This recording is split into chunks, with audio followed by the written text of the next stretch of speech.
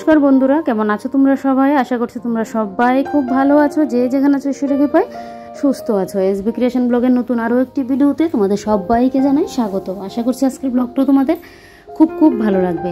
আজ হলো বুধবার আর এখন ঘড়িতে ঠিক 7:30টার মতো বাজে। আজকে একদম সকাল সকাল ঘুম থেকে উঠে পড়লাম। কেন বলো তো? কারণ আজকে থেকে বড়মশাই আবার বেরোচ্ছে মর্নিং ওয়াকে। তো আমিও ভাবছি বেরোবো, তবে আমি কবে বেরোবো সেটা আমি এখনও বলতে পারছি না, কারণ আমার তো সকালবেলায় ঘুমে শেষ হয় না, এত পরিমাণে ঘুম। তবে কি বলো তো, হাঁটলে না শরীরটাও কিন্তু ভালো থাকে, আর কদিন অভ্যাস হয়ে গেলেই দেখবে আবার কিন্তু ঠিকঠাক হয়ে যায়। কিন্তু ফার্স্ট 1-2 দিন বেরোতেই কিন্তু কষ্ট হয়ে যায়। একটু ঘুম চোখ থেকে সরতেই চায় না, আর একটা হলো গিয়ে হাঁটতে গিয়ে না অর্ধেক হেঁটে আমি পুরো একদম যেন বসে থাকি, এই অবস্থা হয়ে যায়। বলে না, আমরা হলাম গিয়ে অভ্যাসের দাঁত, যেভাবে নিজেকে অভ্যাসে পরিণত করবো সেই অভ্যাসে কিন্তু উঠবো। তো যাক, দেখি কবে বেরোই। আর আজকের দিন বা তারিখটা ছিল জুলাইয়ের 2 তারিখ। তো চলো, এদিকে বড়মশাই যেহেতু এখন প্রত্যেক দিন হাঁটতে বেরোবে, সেই আমার ঘরের দেখবে রান্নাবান্না বলো কাজকর্মগুলো সকাল সকালে আমার শুরু হয়ে যাবে। ও আবার আসার সময় মাছও নিয়ে আসলো, তবে মাছটা এখন আর হাত দিচ্ছি না, মাছটা একদম টিফিন করে নিই তারপরই। আর একদিকে চায়ের সাথে ভাতও বসিয়ে দিলাম। ভাতটা অন্য সময় যদিও চাটা নামিয়ে বসাই, আজকে কিন্তু আগেই বসিয়ে দিয়েছি। আজকে সকাল সকাল রান্নাবান্না শেষ করে নেব। আর ও মর্নিং ওয়াকে বেরোলে না আমার এরকমটাই হয়, ও সকাল সকাল মর্নিং ওয়াক থেকে চলে আসে, তারপর এদিকে আমিও উঠে পড়ি। আমিও ভাবি যে ও আবার চা করে খাবে, তার জন্য আমিও না উঠে পড়ি। আর ও এসে দেখবে দরজা জানালা পুরো খুলে দিই, তো সেই আমার ওদিকে ঘুমটা ভেঙে যায়।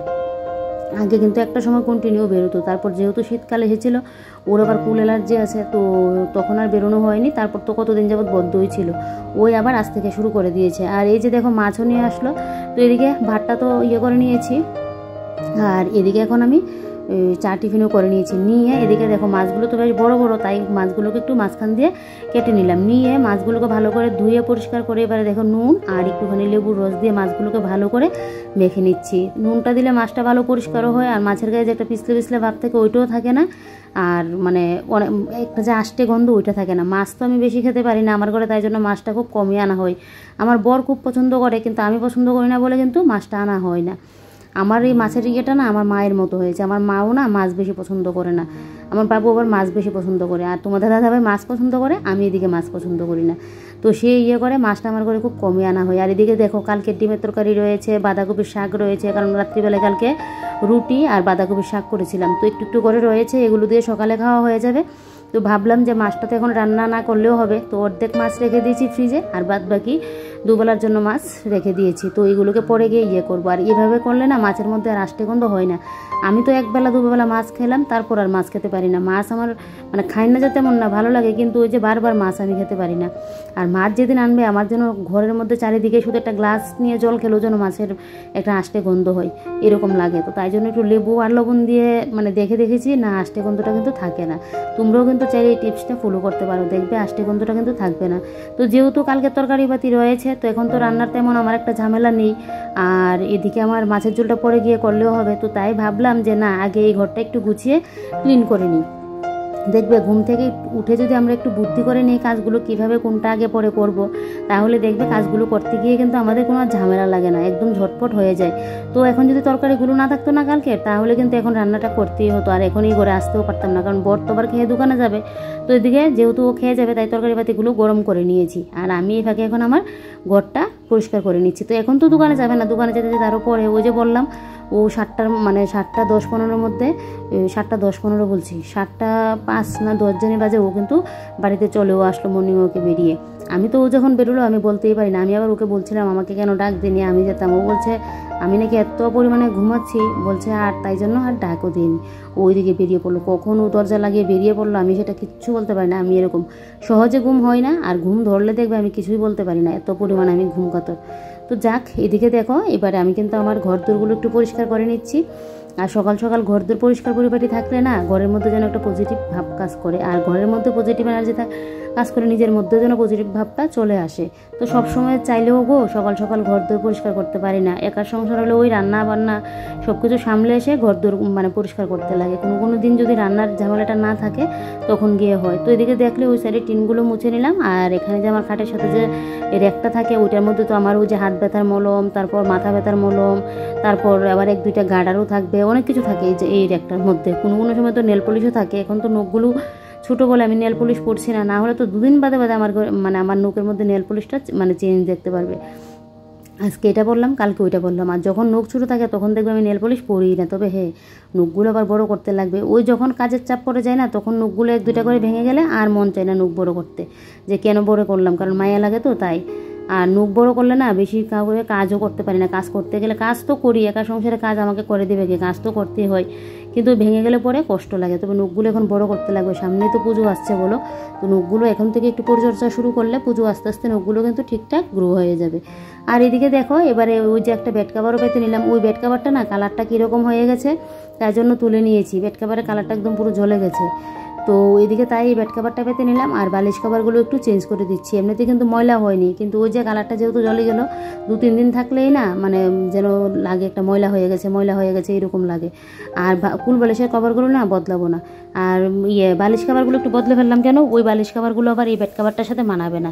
আর এই বালিশ কাভারগুলো তবে মানায়। ওই যে দেখো পিঙ্ক কালারের মধ্যে একটা কালার আছে, যাক এই মানে বেড কাভারটার সাথে একটুখানি হলেও কিন্তু মানিয়েছে। তো এদিকে দেখো বালিশ কাভারগুলো লাগিয়ে নিলাম। আর দেখবে ঘর তোর পরিষ্কার করে একদম bed cover Ted cover change করে সব কিছু ক্লিন করে রাখলে ঘরটা দেখতে কি ভালো লাগে না, একদম পুরো নতুনত্ব। আর আমার জানো তো আগে কিসের বায়ু ছিল, কদিন বাদে বাদে এই সাইডের জিনিস ওই সাইডে নিতাম, ওই সাইডের জিনিস এই সাইডে নিতাম। আমার মনে হয় কি বলতো, এগুলো করলে কিন্তু ভালোই হয়। অনেকে বলবে এটা কেন করি 2 দিন বাদে বাদে, কিন্তু কি বলতো জিনিসটাও পরিষ্কার হয় আর ঘরের লুকটাও দেখতে একটু কিন্তু অন্যরকম লাগে। সবসময় একরকম দেখতে দেখতে না একটা ঘেমি যেন চলে আসে, একটা বোরিং যেন লাগে ঘরের মধ্যে। 4-5টা ঘর থাকলে তো আচ্ছা একরকম ছিল যে এক একটাকে এক একভাবে সাজাতাম, কিন্তু একটা ঘরের মধ্যে সব জিনিসপত্র দিয়ে যদি একটু এদিক সেদিক না করে রাখি ভালো লাগে না। তবে এখন এই ভাই ওটা আমার চলেই গেল, এখন আর কেন জানি মনেও হয় না। নাহলে আগে 2 দিন বাদে বাদে করতাম। বর আমাকে নিয়ে যে কত বকাঝকা করতো, কে আর কার না শুনতো।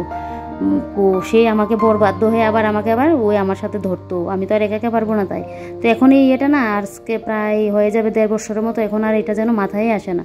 তো যাক, এদিকে দেখো এবারে ওই যে সোফা টোফাগুলোকে একটু ঠিকঠাক করে নিয়েছি। আর এদিকে এবারে ওই যে আমার একটা ফটো ফ্রেম গড়ি, ওইটাকে একটু মুছে দেবো ভাবছি।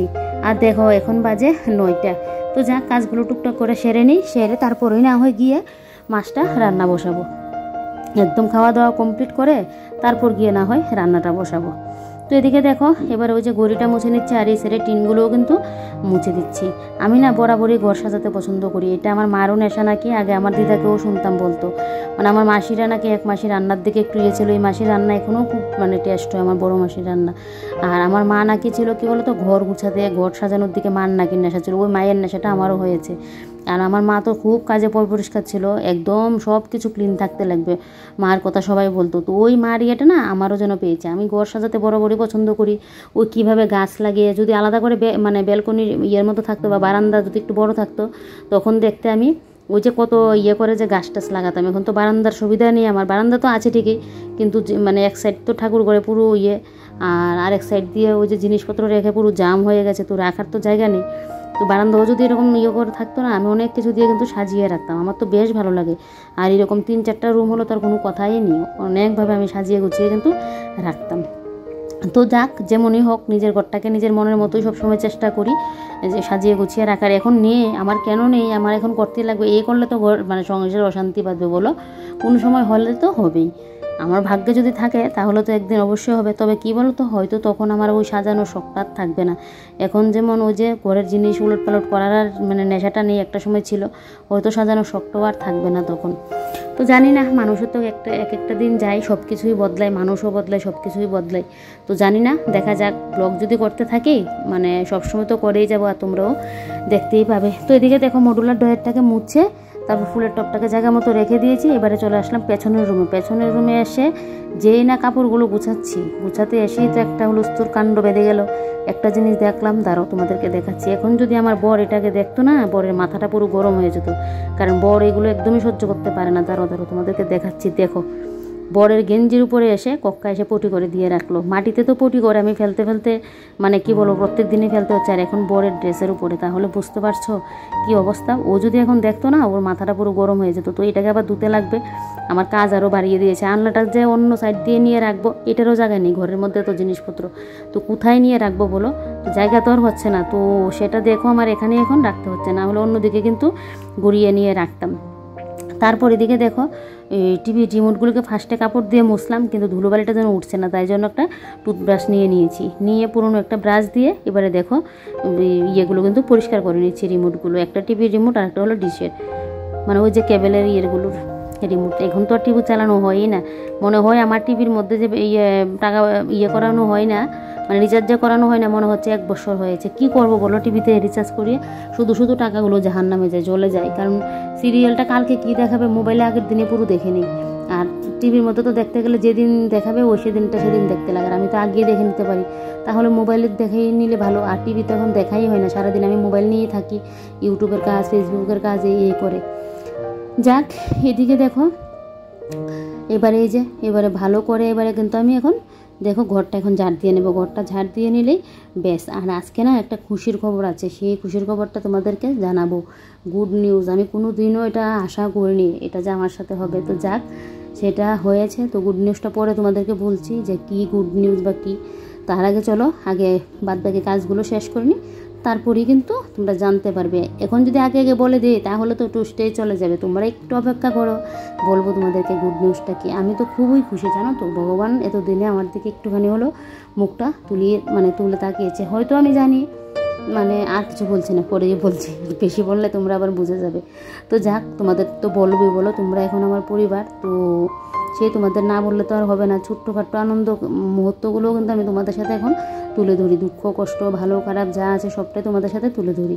তো সেটাও আজকে বলবো, যেহেতু তোমরা আমার পরিবার, আমার পরিবারের লোকজন যেহেতু জানছে, আর তোমরা কি জানবে না বলো, তোমাদেরও অবশ্যই তোমাদের সাথে শেয়ার করবো। হয়তো আমার আরও কি জানো তো, আমার পরিবারের লোকজনও এখনও সবাই জানে না, তো তার আগেও আমি তোমাদেরকে কিন্তু বলছি।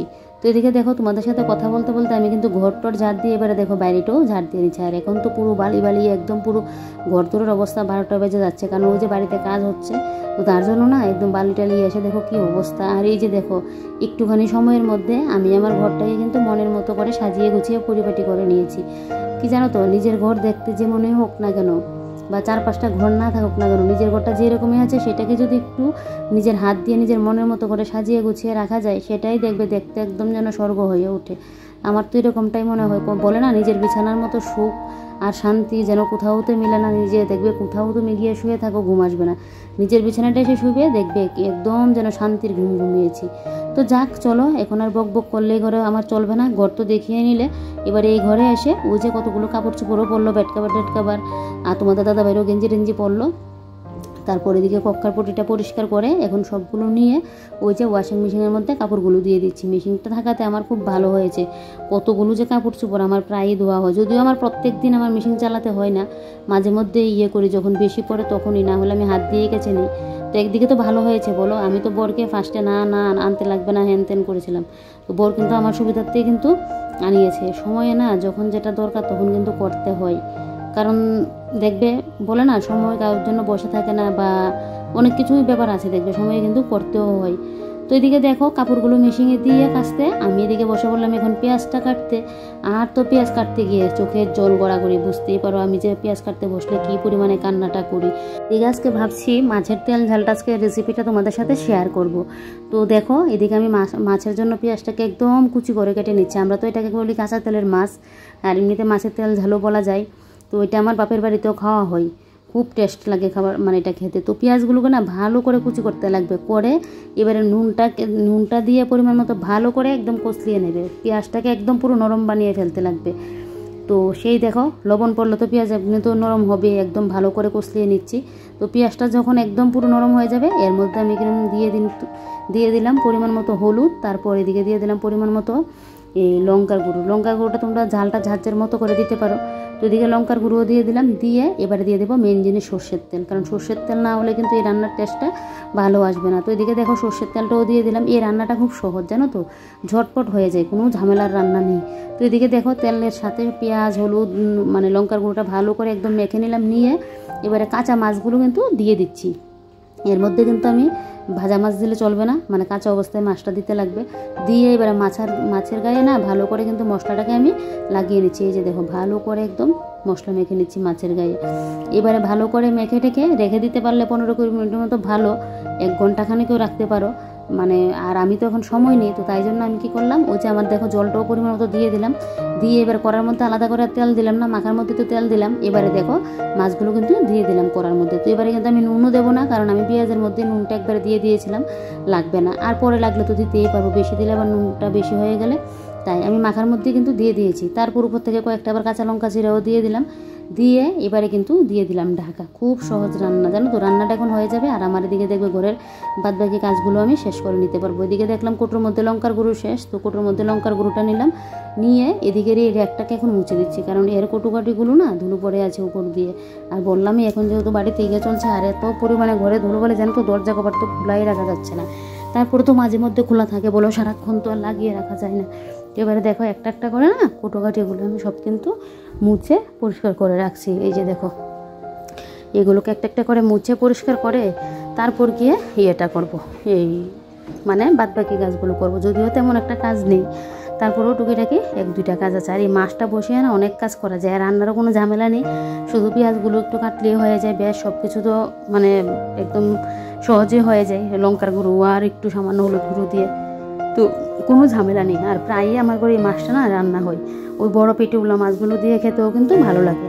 তারপর এদিকে দেখো এই যে এই নিচে তাকটা মুছে নিয়েছে, আর গরমকালে এত পরিমাণে পিঁপড়ে, বাপরে বাপ, এত পরিমাণে পিঁপড়ের উপদ্রব।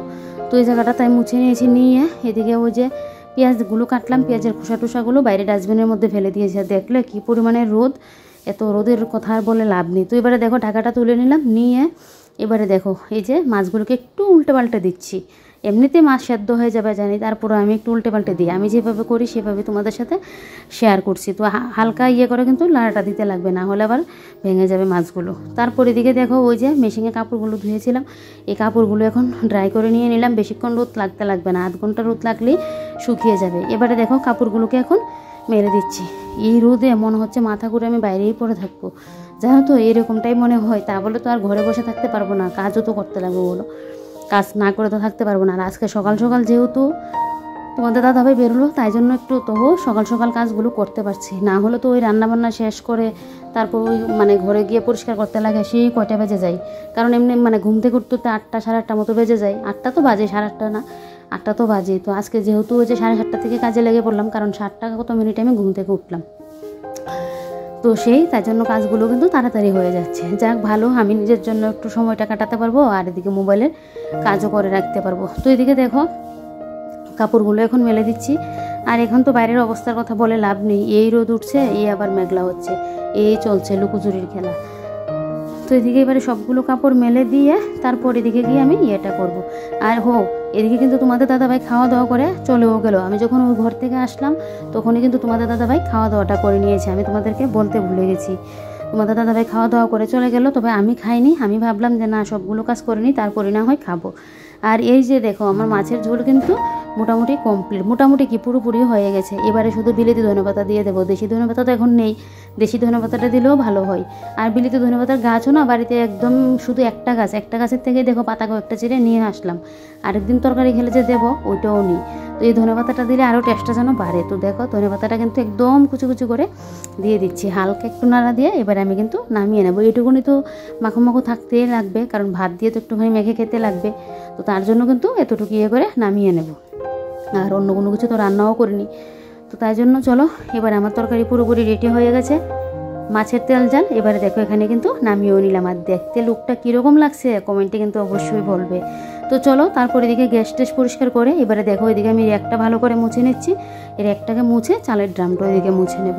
আচ্ছা বলো তো বন্ধুরা, আজকে সারাদিনের ব্লগটা তোমাদের কীরকম লাগলো কমেন্ট করে কিন্তু অবশ্যই জানাবে। ভালো লাগলে একটা লাইক করে দেবে, অনেক অনেক ভালো লাগলে একটু শেয়ার করে দিও। আর নতুন কোনো বন্ধু আমার চ্যানেলে এসে থাকলে আমার চ্যানেলটিকে সাবস্ক্রাইব করে কিন্তু পাশে থেকো। আর এই যে দেখো ঘরের সব কাজকর্ম শেষ করে আমি এখন বসে পড়লাম কিন্তু খাওয়া দাওয়া করতে। এইবারে আমি শান্তি মতো 5টা মিনিট সময় লাগিয়ে কিন্তু আমি খেতে পারবো, আমার কোনো অসুবিধা হবে না। তো চলো আজকের মতো বাই বাই, তোমরা সবাই ভালো থেকো, সুস্থ থেকো, সাবধানে থেকো।